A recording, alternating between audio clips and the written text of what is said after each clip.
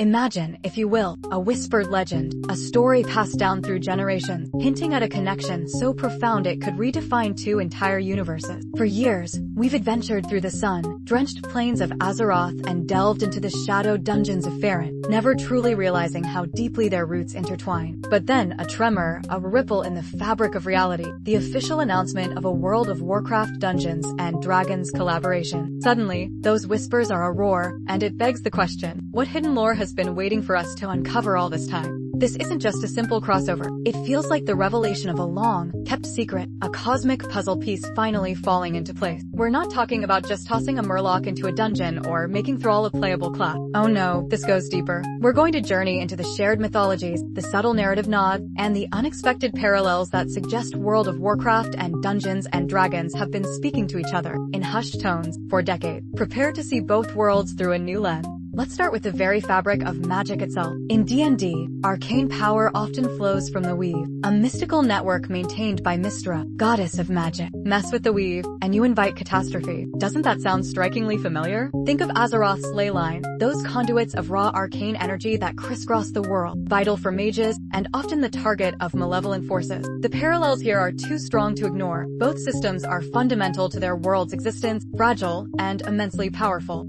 And what about the very act of creation? The Titans of Warcraft, cosmic entities who ordered worlds and sowed life, have a philosophical cousin in D&D's Primordials, elemental beings of immense power, often chaotic, who shaped the earliest forms of existence. Both are ancient, unfathomable forces whose grand designs and ancient conflicts echo through the ages, dictating the very nature of their respective realities. Now, here's where it gets interesting. The Pantheon of God. While WoW has its Loa, wild gods, and the cosmic forces of the Pantheon, D&D boasts a sprawling, multi-planar array of deities. But look closer at their role. The trickster Loa, like Bwonsamdi, collecting souls, has echoes of various D&D death deities, or even mischievous Fey lords. The powerful nature spirits of Warcraft, like Cenarius, resonate deeply with D&D's nature gods and archfey. It's not a direct copy, but a shared archetypal language. Consider the very concept of the Burning Legion, a vast, demonic horde, led by a fallen champion, obsessed with annihilating all life across countless worlds. Sound familiar? In D&D lore, you have the Abyss, an infinite plane of demon lords and their endless legions, constantly striving to corrupt and destroy. The sheer scale of cosmic evil, the relentless pursuit of destruction. Both universes understand the terror of an unstoppable, interplanar demonic threat.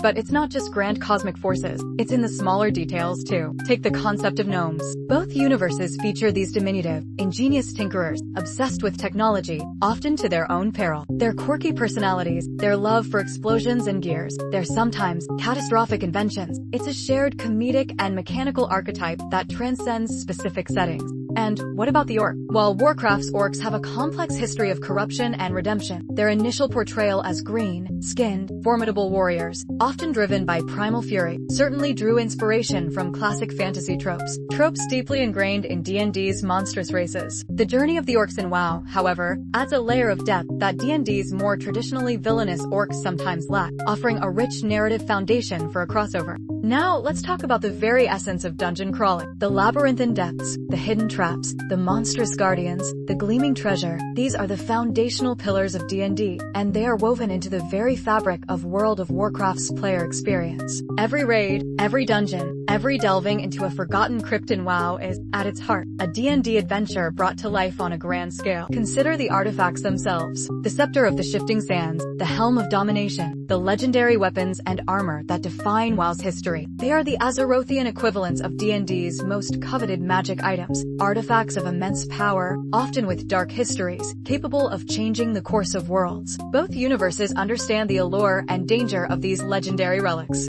But perhaps the most compelling connection lies in the very narrative structure. Both World of Warcraft and Dungeons and Dragons thrive on epic sagas, stories of heroes rising against impossible odds, of moral quandaries, of world-ending threat, and the choices that define destinies. The sense of grand adventure, of being part of something larger than oneself, is the beating heart of both experiences. This collaboration isn't just about bringing WoW to a tabletop, it's an acknowledgement of a shared heritage. It's an invitation to explore the underlying currents of fantasy that have shaped both universes. Think of the possibilities, using D&D's robust rule set to explore untold stories in Azeroth, or bringing the unique cosmic horrors and moral ambiguities of WoW into a D&D campaign. The potential for new lore, for expanding the narrative tapestry, is boundless. Consider the subtle nods, the Easter eggs that have always existed. Many early Blizzard developers were avid D&D players, and those influences seeped into the very foundations of Warcraft. From specific monster names to thematic elements, the echoes have always been there, waiting for us to connect the dots. This collaboration simply brings those echoes into a clear, resonant harmony.